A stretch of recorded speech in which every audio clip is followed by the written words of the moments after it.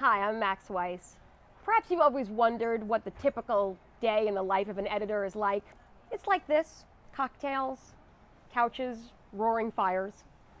Actually, I'm at Wit and Wisdom, which is the restaurant in the Four Seasons Hotel, and it's featured in our Best Restaurants issue, one of our favorites, of course. It is named as one of the rising stars, one of the 10 hot places to watch, as well as the Waterfront Kitchen, which you see right there on the cover, and Chaz and Phillips and a bunch of other places like that. We also named the 45 best restaurants in Baltimore, and we rank the top 10. What is the #1 restaurant? Wouldn't you like to know? You have to buy the issue to find out. Also featured in our best restaurants, we profile some of our favorite servers around town, your beloved waiters and waitresses, and we tell you about those dishes that are cropping up on menus all over town. It's not your imagination. Beet salads are everywhere, charcuterie is everywhere, fish tacos are everywhere, and we tell you why. I'm now in the LaMille coffee shop, which is also part of the Four Seasons Hotel. And you'll notice that all the locations that I'm shooting in today are also featured in our spring fashion, which is called My Fair Lady, which is the first fashion spread by our new style editor, Hillary Geisbert. I think you're going to love what she did, and the locations here are just amazing.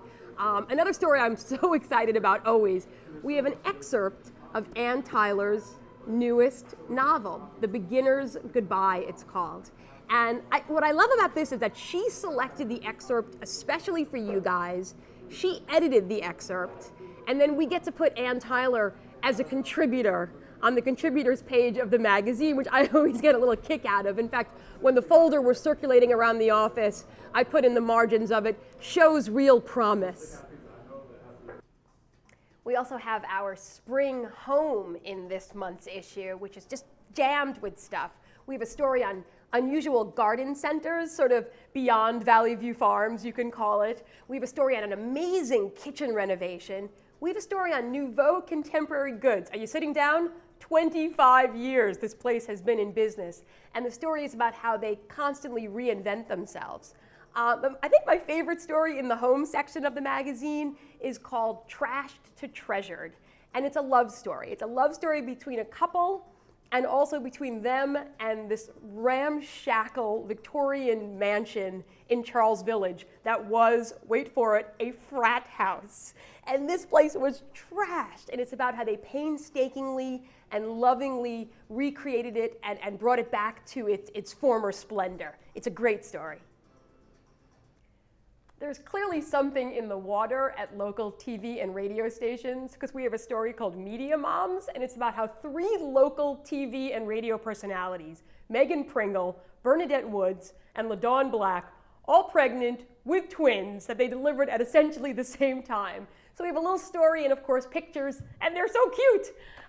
We also have just so many good reads in this issue. There's a story on the Dunbar Poets, which was the storied basketball team from 30 years ago that starred Muggsy Bogues, who was 5'3" and ended up being a superstar in the NBA. We tell you the story of the Poets.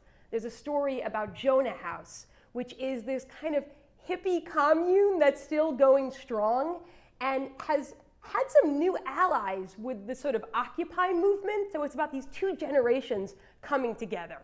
So, I mean, that's what we've got. We've got best restaurants, we've got fashion, we've got home, we've got Ann Tyler, all that stuff. If I wasn't the editor of this magazine, I would be buying this magazine.